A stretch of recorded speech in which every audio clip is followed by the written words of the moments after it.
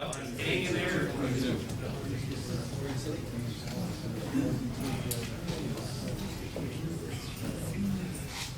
The annual conference of 1960 had adopted some changes in the procedure for voting on merger.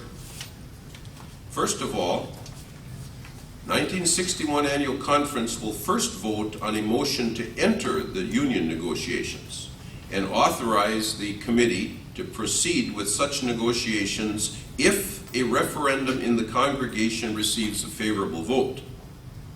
If this motion is adopted, the annual conference will next vote on a motion to recommend to the congregations that they approve the conference decision to enter into negotiations, and B, get this, authorize the annual conference to act for them, providing the referendum is passed on all subsequent matters relating to union.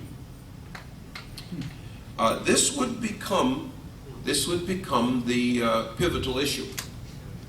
Did the annual conference then, and as John mentions here, did the annual conference then, because of a decision of the annual conference, have the authority to act on behalf of a local congregation? Were the fundamental principles violated? If a congregation voted no on the referendum, was it still granting power to the annual conference to act on its behalf?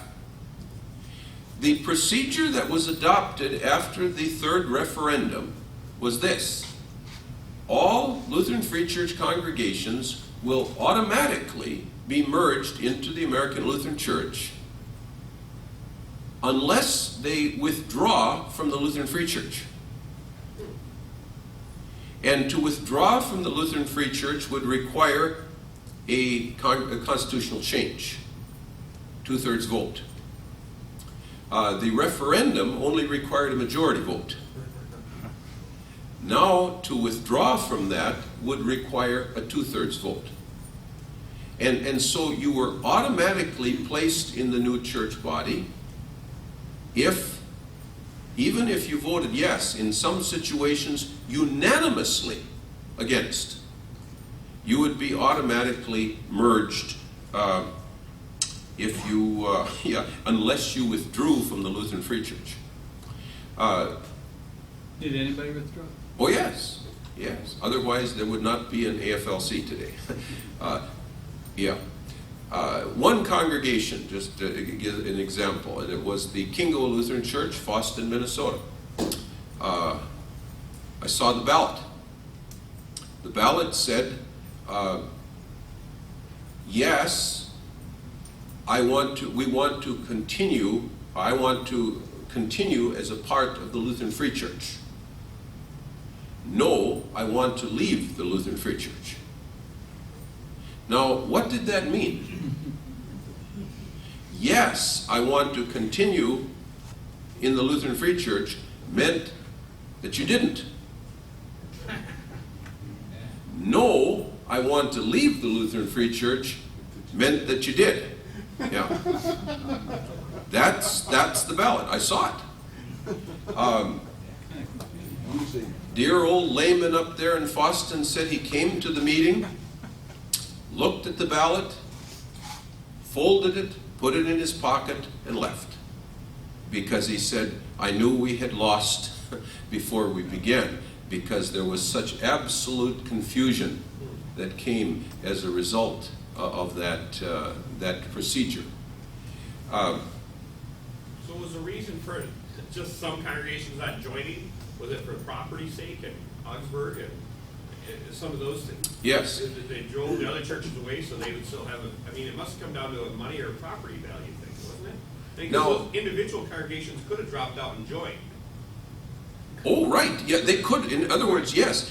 In fact, I think there were a couple that did. A couple that after the first or second referendum left the Lutheran Free Church and became a part of one of the other Lutheran church bodies. Okay. They always could have done that. But they're...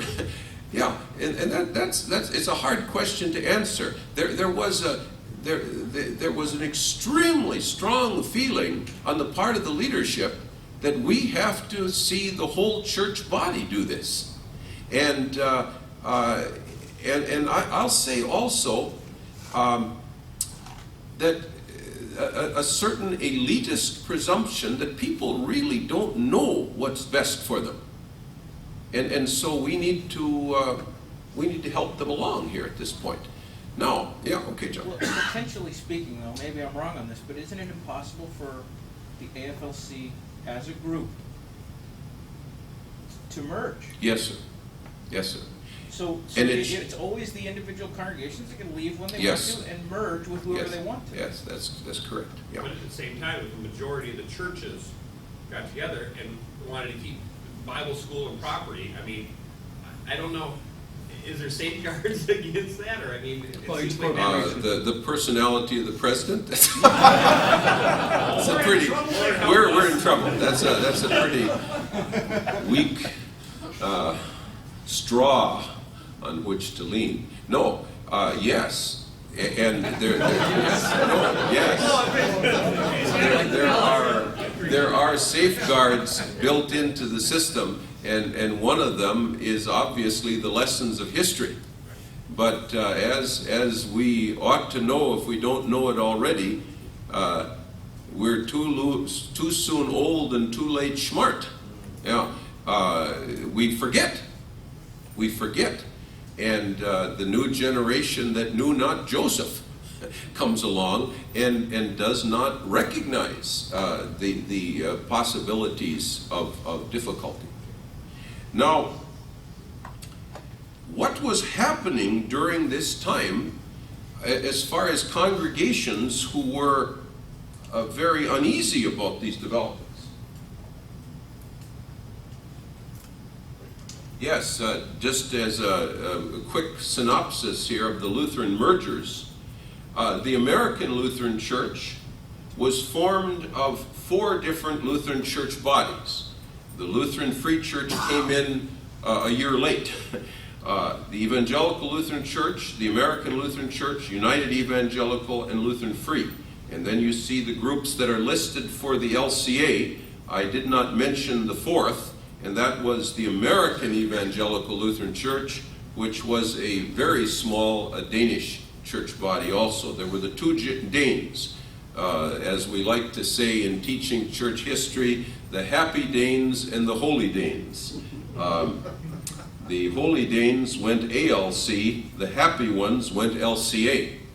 It's kind of fun to read the history of the Happy Danes in connection with this. They kind of meditate on what contribution have they made to Lutheranism coming in with their heritage, and the last word in it is a happy spirit. So we're glad for that. Yes, Dr. Stensvag shaking hands with Dr. Frederick Schutz, who was the president of the American Lutheran Church at that time, being welcomed in, better late than never. The Association of Free Lutheran Congregations, beginning in 1962. There were different materials that were distributed among the congregations, made available. Can you go into the merged church? Why kill the LFC? Are the principles of the Lutheran Free Church at stake?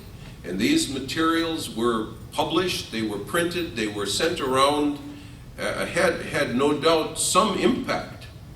From who was the big part? All individuals. It was Individuals. There was no coordination to this in any way at all. Two of them, I believe, were anonymous. No, one of them had a list of some individuals, lay people who had published it. The other one was anonymous. The other was written by a lady from Thief River Falls, Mrs. Ole Keosi. Yeah. Pastor Carl Stendal published this particular paper, Thoughts on the Merger, and then the second one, What Kind of Church Do You Want? And these were distributed again in congregations that were open to receive them. Here was an organized effort, and there were some newsletters that were published and handed around. Different pastors contributed, and laymen contributed little brief articles in it, and it was kind of an update that there will be those congregations that are not going to participate and are going to continue under the principles of the Lutheran Free Church. I couldn't come up with another P, but you may help me with this if you like, and come up, what's a synonym for theology that starts with P? I haven't the foggiest notion, but you maybe will be much more original and creative than I am. Otherwise, this is PTP, which maybe it means something too, I don't know. Summarizing the arguments that motivated the opponents to this time of merger. Number one, and this not necessarily in order of importance, polity. That's the obvious one, I suppose. That it was contrary to the very principles on which the Lutheran Free Church had been established. It was the establishment of a new kind of polity that was contrary, some said, even to the constitutions of the congregations that subscribed to the fundamental principles. Very strong. And this would be a key issue. One of the things that came up, that they said, was in the AFLC, it was required for district presidents to sign letters of call from congregations. That was an issue that was mentioned. And they said, how can it be that a congregation would not have the authority or the right to call their own pastor?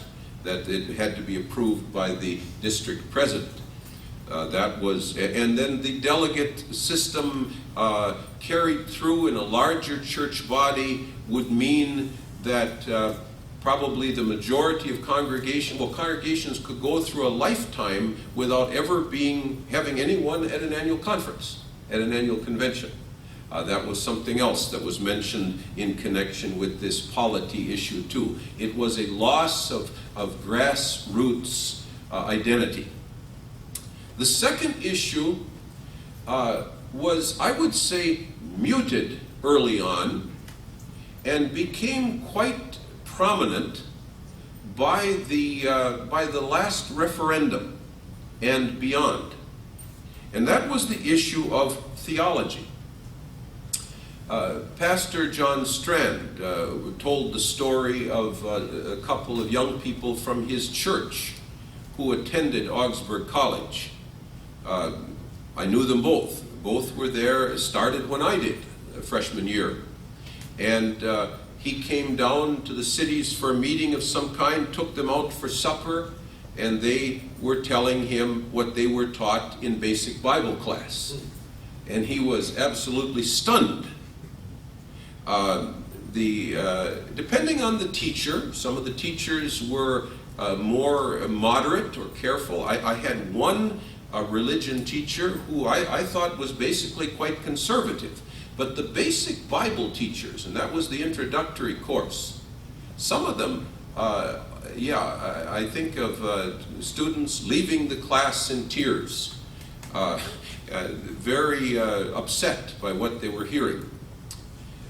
I had been warned about it by two friends before I came, and they said, "You're really going to get shook up in the basic Bible class."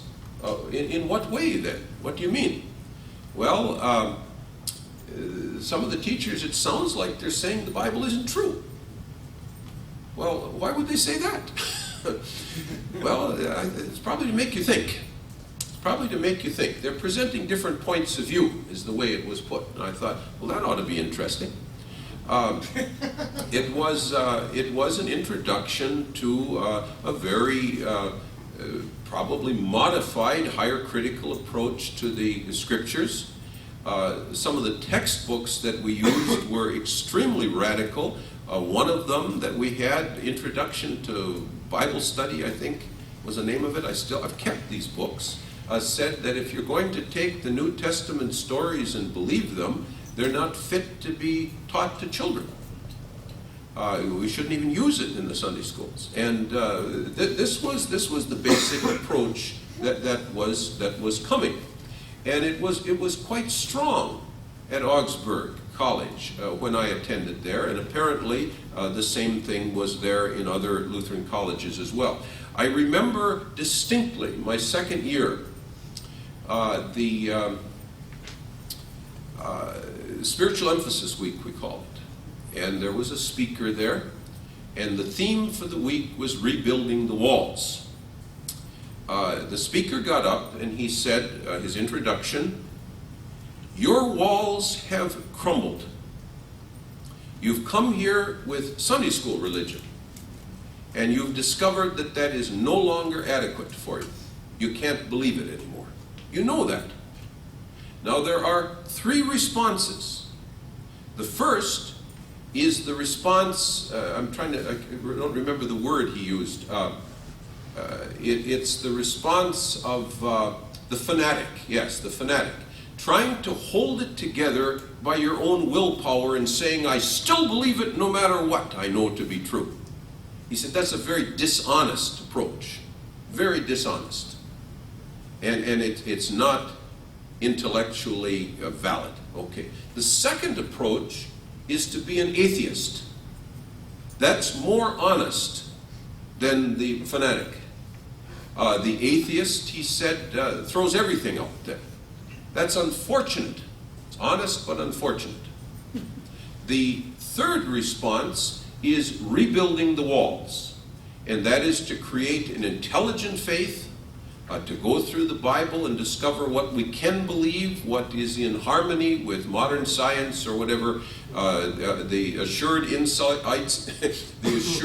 insights of modern scholarship, and we'll find some miracles that we can believe, maybe some that we can't, and we'll go through and come up with a intelligent faith, rebuilding the wall, and that's what we're going to do for the rest of our meetings this week.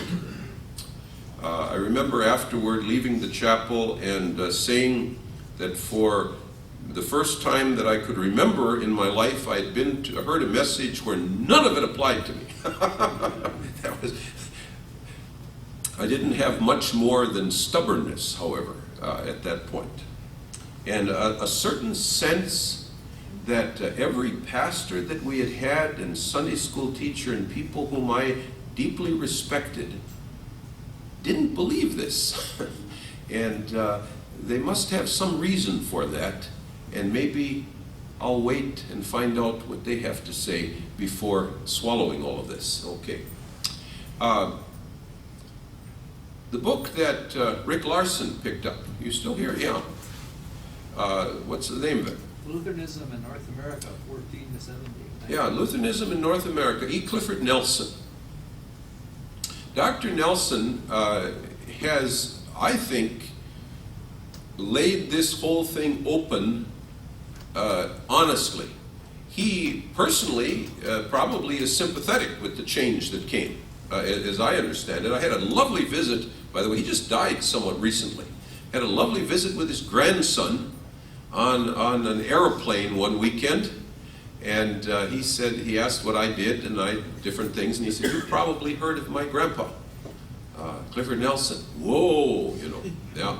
And I said, I would love to have a response to something from Dr. Nelson. And this young man was a warm-hearted Christian who had left the Lutheran Church and was going to some kind of a non-denominational church where there was life, he said. I wondered what his grandpa thought of that. But he was going to ask his grandpa about something and never got back to me on it. Nelson says in this book, there was a change that was taking place in the Lutheran colleges and seminaries that the church administrators didn't want to admit. That there was a departure from the view of Scripture that had been held by an earlier generation, and he called it Old Lutheranism and Neo-Lutheranism. I believe he uses that neo or new Lutheranism. And he said that the church administrators knew that if this were made known to the people in the pews, there would be a mass exodus, there would be a revolt. And all of the Lutheran merger movements would have been scuttled. They would have been ended. All right. So there was almost, Nelson says in the book that he wrote a letter to the Union Committee and he said, we've got to be honest about this. It's changed. We don't hold to the inerrancy of Scripture anymore. We don't, he said. There's probably not a professor left in our seminaries who do. He said, we need to say so. And we need to talk about this. That letter was buried. And he says in there, in the article or in a footnote, he says he gave a copy of it to some particular archives to be sure that it wasn't totally destroyed. Yeah. And I would love to see that and what he wrote in it. And he said, they said, we cannot discuss this because it would mean the end of what we're trying to do. Yes, sir. Wasn't this the beginning of someone you and I both know, Carl Hesterberg, told me about a meeting of Christian businessmen where he first became consciously aware, this was about 5 years ago, of being ashamed to admit he was Lutheran. Oh, sure. Yeah. He was in an ALCA congregation at that time. Yeah. No, This was the beginning. Yeah. And he grew up with, during this period, but was not consciously aware of Yes. the departure until quite recently. And many congregations were not. They had solid pastors of the old school, simply weren't aware of it. Just my experience of going home, trying to talk to 2 pastors about this. They didn't believe me. Really what it amounted to. They didn't believe me. They said, you misunderstood the teacher. I said, I got an A in the class. I said, I don't think I misunderstood what the teacher was saying. Well, they're just presenting other points of view, so you'll be aware of them. I said, well, when did they tell us what they believe, at some point here? One of the teachers made the statement that it was universalism. And it was universalism that he said missionaries have a real problem because they've got a superiority complex. And they go out telling other people that Jesus is the only way. Amen. I'm not volunteering or saying amen, but yeah. I heard that at Concordia College when I was there in Yes. '76. They said that to evangelize was a sign of insecurity. Yes. Oh, yeah. You're pushing your faith, trying to convince somebody else Yes. to make yourself feel better. Yes, And if absolutely. everybody was saved, no matter what religion they were Yeah. in, right in the chapel of Concordia Yes, College. and this man, there was also a chapel message that he preached that was along that line too. I asked in a class on the history of religions, what about the comment, the word of Jesus where he says, I am the way, the truth, and the life, no one comes to the Father but by me. And he said, that's an interesting point of view, we'll have to discuss it sometime if we have time, and never did. Nice man, by the way, teacher was a nice man. He listened well, when you'd express your concern and didn't come, attack you or anything like that. He was a very nice man. When I told my pastor at that time about it, I said, he believes that, everybody, there are all these different ways to heaven. He doesn't believe that Jesus is the only way. Bob, he says, I went to LBI with him. See, that was the response. See, I went to LBI with him. He wouldn't have. You misunderstood it. And time after time after time, people who had gone to Augsburg in the years when there was life, activity there, spiritual life, they would not believe that anything had changed. And that's basically the way that it went on in many areas. This theological issue came to the fore. And Paul's father wrote a piece on this back in the early years that was distributed as well. And he used the term with which we weren't so familiar at that time, neo-orthodoxy. And he said this is what is coming into the churches. And he had become aware of it on furlough, coming up from Brazil and coming into contact with some of this and wondering, what in the world is this? Because it certainly wasn't... when I talk to some of the older pastors, I think like Merle Knudsen and Hub de Boer was another one, and John Abel, another one, who came out of Luther Seminary, for example, during the years when there was wonderful world missionary spirit and all kinds of activity there. Merle and Hub said to me, the issue when we were there was who was the most evangelical.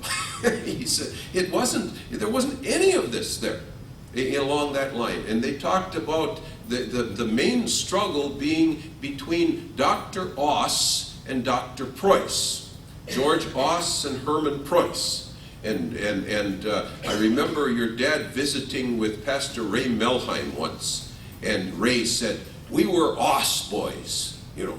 Oss was the more evangelical of the two. Preuss was a little too stiff and orthodox. He a little too concerned about his dotting the I's and crossing the T's. But we had to have life, and that was Oss.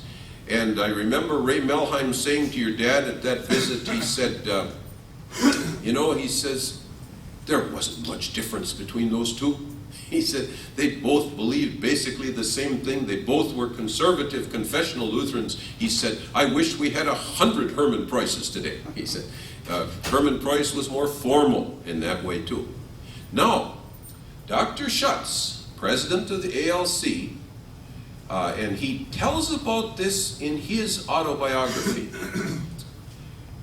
called for a meeting and brought together what he felt were some key influential pastors and lay people from around the church. They met at a cabin somewhere, a resort or something in Minnesota, in western Minnesota. He doesn't specify where. And he brought George Oss in to speak to these men. They were very concerned about the theological direction that the church was going. These pastors, all 100% conservatives, evangelicals. And George Oss defused the controversy. He said, I used to hold the point of view on Scripture that you do too, until I studied in Norway under Ole Hollesby. And he said, Dr. Hollesby showed me that you didn't have to be a fundamentalist to be a Lutheran. And he and they said Oss, in his characteristic way, with his hands behind his back, walking back and forth. And these pastors, church leaders, left afterwards thinking, maybe this isn't such a big issue after all, because of the respect that they had for Dr. Oss. Yes? This neo-orthodoxy, is it the same thing that we would call Barthian neo-orthodoxy? Yeah, I think so. I think so. But in my years at college there in the 60s, that was the milder form of it. We were also reading books by Rudolf Bultmann at that time, the demythologizing and so on. And Paul Tillich was coming in. One of the professors was enamored with Paul Tillich as well. So it was the most radical of the radical theologians at that point, influencing people. As I say, this was an underlying issue that was coming to the fore at the time of the second referendum and afterward. That there was a meeting held in Oak Grove Church in Richfield, Minnesota, one of the south suburb. And they had invited open meeting. I was there at the meeting, I with some friends, and they had invited some of the Augsburg professors to come and respond to lay people and their concerns. And it was very patronizing, as I recall. Very patronizing. Yes, perhaps we are approaching some of these things a little bit differently, but there are so many people who are leaving the Christian faith today because it's not intellectually defensible, and so we are really doing a good work by sorting through the things that we don't have to believe and the things that we do. And I guess it kind of depended on the teacher as to what they considered to be basic and what they considered to be peripheral. The third issue was piety, as good of a word as any to put in here at this point. And under that category, we would put the whole concern, which is so much a part of the heritage of the Lutheran Free Church, and that's the encouragement of spiritual life. The encouragement of spiritual life. Evangelism.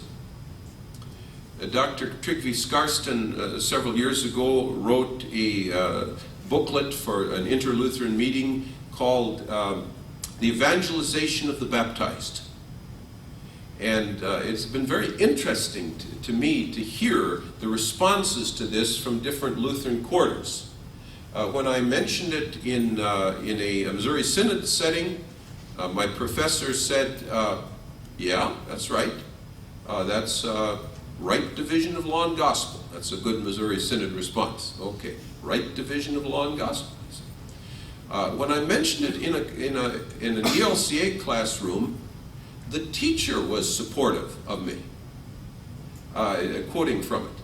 But some of the students were livid. And I can remember one man in particular, a North Dakota pastor, who literally, the skin on his face literally shook. Yeah. And I've got to be careful because mine might too, at my age. Although Botox does wonders. But he said, he says, I can't stand it when people undermine baptism, he said. To be baptized is to be evangelized. To be evangelized is to be baptized, period. That's it.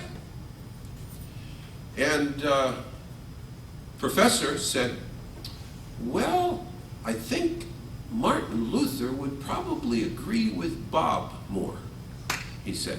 Yeah. But then he went on to say, and by the way, old Herman Preuss, who probably was 90 years old, was sitting in the class. The teacher went on to say, but of course, he said, we don't have to agree with Martin Luther. He said, I don't happen to think he says, I happen to think John Calvin was more right on some things. And Dr. Preuss got up and walked out and never came back again. Which one? The old, valiant old warrior. Yeah. There are the baptized lost. And Skarsten in his piece said that's really what the Reformation was all about. To assume that everything is all right, to attach, as it were, eternal security to baptism is a dangerous doctrine. And this would be, this was seen by some of the founders of the AFLC. They were hearing it and recognizing that it was something far removed from the heritage which they sought to perpetuate, and the biblical emphasis that they believed was right. Piety also, for many of them, included adiaphora issues. One of the issues that they were concerned about was was social dancing at the Lutheran colleges, and that was a battle during that time. At Augsburg, I don't know what they called it when it came in. I think it was circle games or something like that. But especially at Augsburg and Concordia and Moorhead, they were the last to introduce this as activities. And there was a strong feeling about this as a legitimate activity in a Christian school, church-related school. I was talking to, when we had our 40th anniversary here, what is it, a couple years ago now, this issue came up, and they said, is this still relevant? Are there still those who are concerned about the dangers of social dancing? Don't all of our kids go to proms and all the rest now today, and should we just shelve this as something where times have changed? A public school teacher was talking about it, and he said, have you been to some of these school dances lately? He said, it's frightening. He said, we've got to regulate it. He said, some of them appear as if they are doing simulated sex acts out on the dance floor. He said it has gone so far in those areas, and we talk about some of these issues. I think of what some of the proms have become, even in terms of financial expenditures for families, that maybe there is something to be said today too, to ask the question, is this proper for Christian young people to be encouraged in these kinds of activities? Dr. Ivor Olson, our longtime seminary dean, was asked by a couple, I guess they were in their 80s, if it was all right for them to go to the Sons of Norway meeting and dance. And he said, go ahead. He said, you're too old for it to be a problem for you anyway.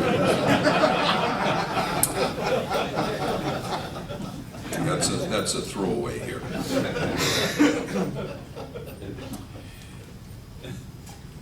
Piety at its heart is not a list of don'ts, but it's a list of do's. And it's a concern recognizing that even as there is a talk to be talked, there is a walk to be walked as well.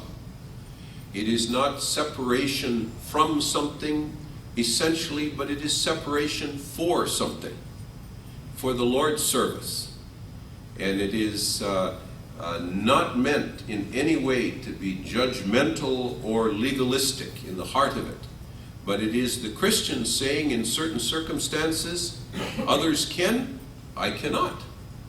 And I choose not to. It's a positive choice in obedience to following the Lord. Is there a danger of some of these expressions of piety becoming legalistic? Yes, absolutely. Absolutely so. We have to be constantly vigilant as far as those things are concerned. I think of one setting where, yes, well, I remember the man who in the church where I served criticized me for, the bowling alley was open on Mondays, free bowling for pastors and families. It was located, I don't know, next to a motel and a nightclub. And one man said to me, anyone who drives up that hill has automatically canceled out any Christian testimony that he ever had. Stay away from the bowling alley. I choose to say thank you for sharing your concern and to keep on bowling. It was free, by the way, so that probably the financial came in. I remember talking to some folks also where the issue came up about reaching out to the unsaved, and we had an evangelism speaker who said, open your homes and invite neighbors in and so on who aren't Christians and get to know them, play some games together. One man raised his hand and he said, yeah, but what if they want to play games with dice? Because that's associated with gambling. And this man said afterwards, he said, I think maybe it probably would be best if you don't invite any of these people into your home. You pray for others who are doing it. Yeah, that would be good. That would be good. I was working with a youth retreat some years ago, and afterwards one of the district pastors came to me. Understand there was a real problem at that youth retreat. What was that then? Well, that there was open gambling going on there. Really, I said. I was up quite late in the evenings, monitoring the kids. I didn't see anything like this at all. Oh yeah, they were playing poker and exchanging money there and everything else. And I said, well, I really doubt that. And he was kind of little hesitant the way he was telling me this, you know, kind of like looking at me sideways and everything. And I said, now I want you to be real honest with me. I said, what was said to you? Well, what was said was Pastor Lee was gambling, playing poker with the kids. I mean, taking their money or something. I don't know what it was about. What had taken place was a game of pit. Anybody play pit? Yeah, yeah, yeah. So I said I could assure him, unless there was some money changing hands with pit, you know, or the wheat, somebody cornered the market on wheat and tried to profit on it or something like that. I said otherwise I could assure them. So you every once in a while you run into some of these things, and I guess you've got to smile graciously and say thank you. What I've learned is to say thank you for sharing your concern. Yeah, and that's good to do too. How are we doing time-wise? It's time. Yeah, that was a throwaway also, by the way. Yeah. We will continue on tomorrow morning. And if there are some of you who would like a copy of the questions, the take-home questions for the final, you can get them now, because I'll have them up here in the front, and I'll have them here tomorrow too.